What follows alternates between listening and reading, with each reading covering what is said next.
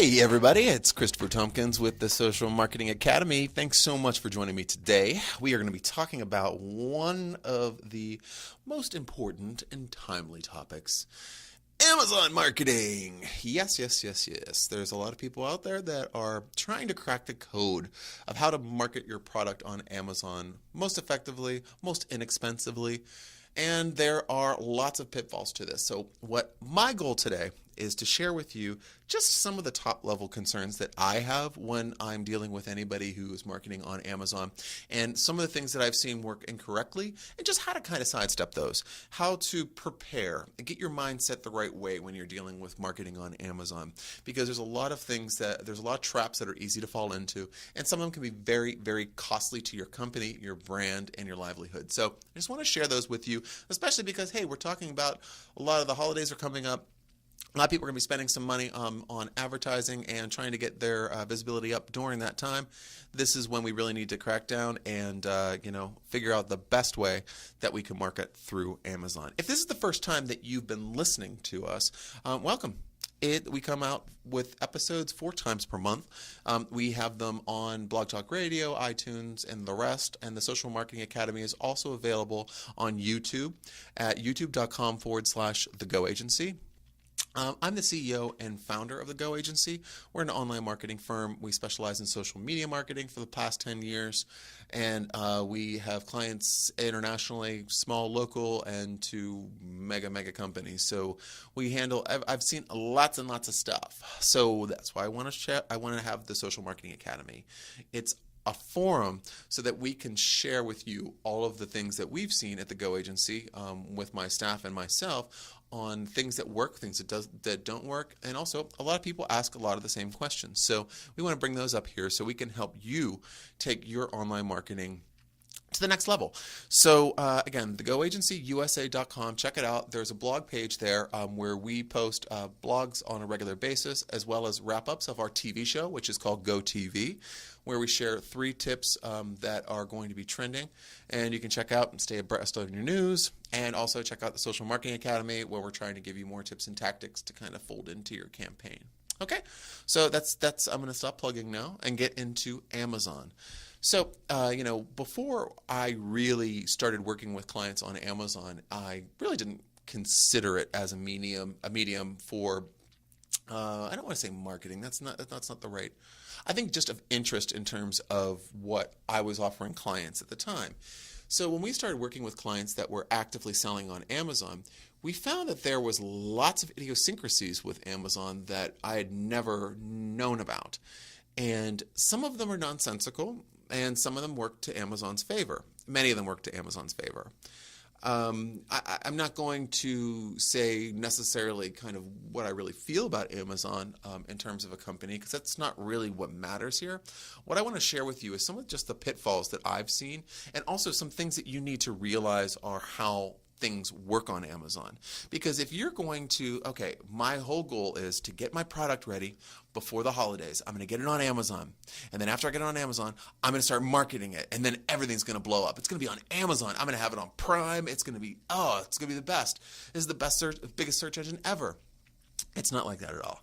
There's a lot of different things that you need to think about, and I'm just going to scratch the surface here because there's lots of other information out there on Amazon that I think would be useful for you to continue to look at. So this is kind of your heads up that it may not be as straightforward as you think, and you might want to spend some extra time and budget some extra time and extra money in order to get things launched effectively. The first thing I have is this is one of the biggest misconceptions, and I've mentioned this in another episode. It really bothers me, but here's the deal. If you have a page on Amazon for your product and it's in your store and blah, blah, blah. So say that you have a body butter, for example, and your body butter is on Amazon.com, and you have the link to the page where you purchase it. You know, what the product listing is. We've all know what an Amazon listing looks like. Pretty much, I'm sure.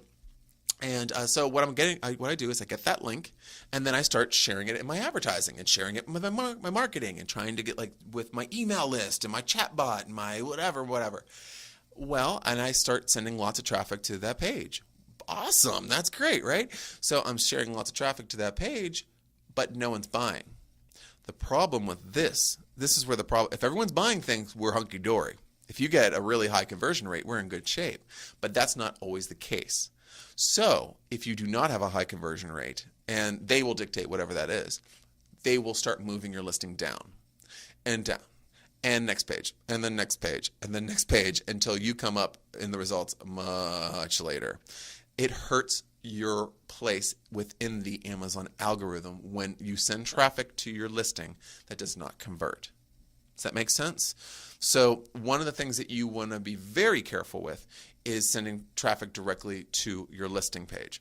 There's something called a super URL. I would suggest going and doing a simple Google search for that. There's steps that you can do to get around this a little bit, but still, I don't really love that idea either. I really don't like sending traffic to Amazon. I feel like it doesn't work. I think if you do have a product that you're selling on Amazon, having a Shopify website or some sort of storefront website that will be able to do that, that may link into Amazon fulfillment. I don't know, but that's up to you. That will be better for you because that doesn't hurt your algorithm at all because you're sending traffic to your own website. And to be honest, I would rather send traffic to my website as opposed to Amazon. I mean, why would I? Then I don't need to give them more exposure. I'd rather try to send it traffic to my website because my margins would be better. The only thing that you have to keep in mind is that your website needs to work. Your cart needs to work. You need to test your cart. You need to test the whole procedure from start to finish, and you need to keep on top of it. If you're giving out a coupon code, make sure that it works, etc., etc. I know, you say everything works, but it doesn't all the time. And we've seen that a lot with clients that something will just kind of break suddenly. It could be from the fulfillment side. It could be that an update to the website kind of broke something.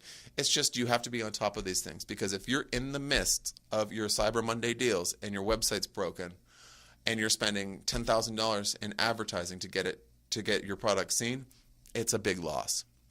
So next up is how about, oh gosh, this drives me crazy.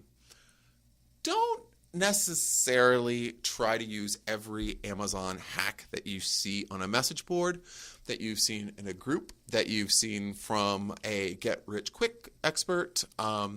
These tend to be not really that great. And I would say that Amazon is probably one of the easiest organizations to upset and for you to draw attention to. You do not want to draw attention to yourself in a negative way on Amazon because they can remove you immediately.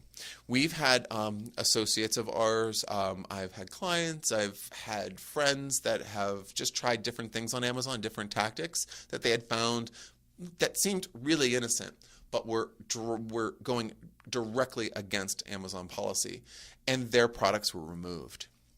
Now, imagine if that were to happen to you, unbeknownst to you, because you're running your business, right? You're not checking on Amazon every 5 seconds.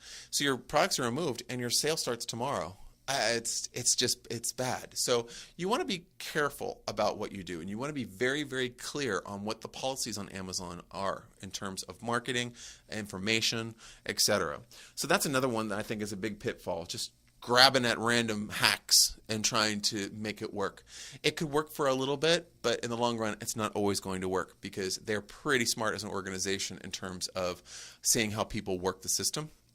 And you don't want to get blacklisted by Amazon, especially if your livelihood depends on it. Now, the next one is I think a lot of people have a misconception that as soon as you get your product on there, you'll be able to use all of the shipping methods that are possible. Like, next day and 2-day and whatever. Unfortunately, certain shipping methods, such as the 2-day shipping, they have to be earned by new merchants. So you just don't get it. You have to earn it. So you see what I mean? This is how Amazon is. Now, I'm not saying that in a bad way. I'm just saying this is how it is. You need to know because it's not super easy. It's not like, oh yeah, I'm going to do this real quick drop shipping deal, make a bunch of money and get the hell out of there. It's not always that easy. And a lot of times it's not, especially if you're trying to build a real brand as opposed to just doing some random drop shipping.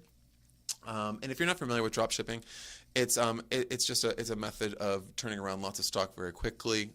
So you can check out more of that. Just a simple Google search on drop shipping will tell you what that is. Then another one is you think that I think dealing with shipping, also one of the things I've seen a lot of people kind of be surprised about is how the compensation for the shipping is. It's not very straightforward. So Amazon determines how much they think it should cost to ship a product based on a number of factors, and they change all the time. So Amazon will figure that out, and then they'll tell you that that's what it is. So it's a little challenging.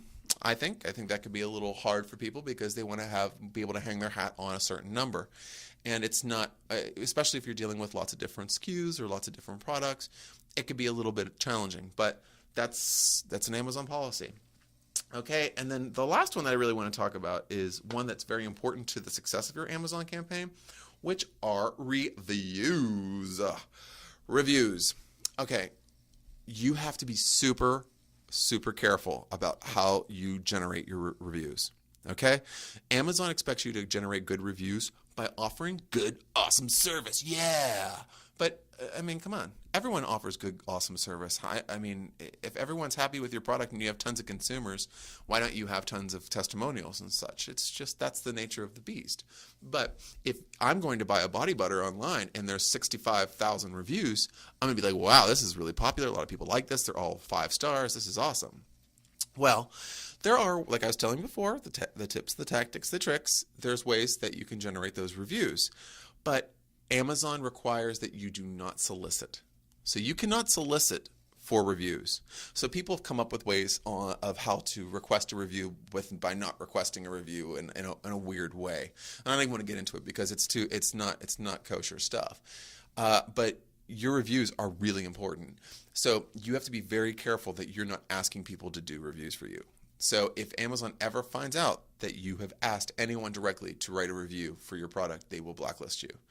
So, and I'm saying that with love. Just be careful about how you're approaching on Amazon, and you really want to make sure that you're doing it the right way, because let's be honest, it's like fake news. If you have 10,000, if your product is terrible and it's expensive, and you have 10,000 purchased reviews, it's all fake. So anyone that buys your product is going to be ripped off. And I'm not saying your product is all this. I'm just saying, what if a product? And so Amazon's saying, okay, this is the worst case scenario. This is what we have to prepare ourselves for. So you can gain them in other ways. And I think really it is offering service. You know, maybe a note within your package or that's onto your product that like, thank you so much. You're a valued member. Let us know if there's anything we can do and how your experience was. And not say, please write an Amazon review. You know, it's like me saying, hey, please give me a 5-star review on this podcast. That's okay, but not okay if you're selling on Amazon.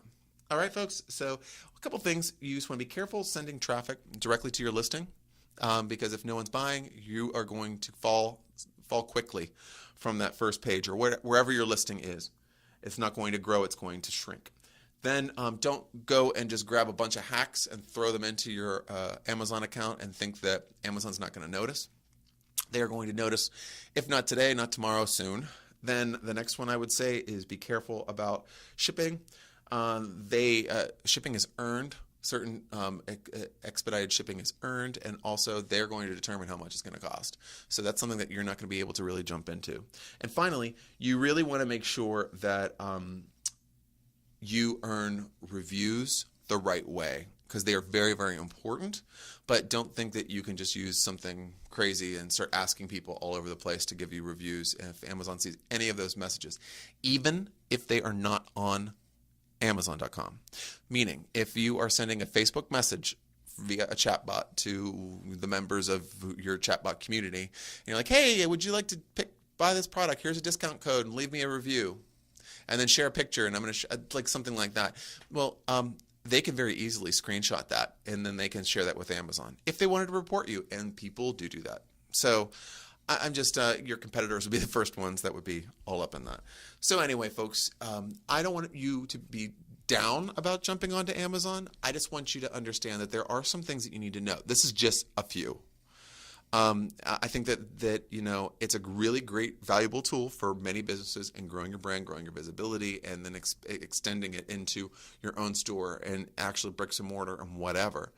But at the same time, you just have to understand that there are processes that you have to follow. It is not a get-rich-quick scheme. It is something that's going to take a little bit of time and also a lot of money investment in order to really realize yourself as a business on Amazon. All right, folks. Okay, so you can do it. Stick with it. Amazon's a winner, but you just have to know the right way to go. I want you to check out the other episodes of the Social Marketing Academy. I'm talking about lots of other things in the other episodes. I don't know if you were able to listen to the one. We have one about Black Friday versus Cyber Monday, what's best for your business, how to reduce your ad spend during the holidays. We have how to wrap your holidays into your social media posts. There's lots of different things for you to check out. So check them out on demand, share them with a friend, and also visit thegoagencyusa.com. And our blog page. We have lots of content there that's super interesting, I think, and will help you elevate your business throughout the rest of the year and beyond. So until next time, folks, this is Christopher Tompkins with the Social Marketing Academy. I'll check you out soon. Also check us out on YouTube, youtube.com/The Go Agency.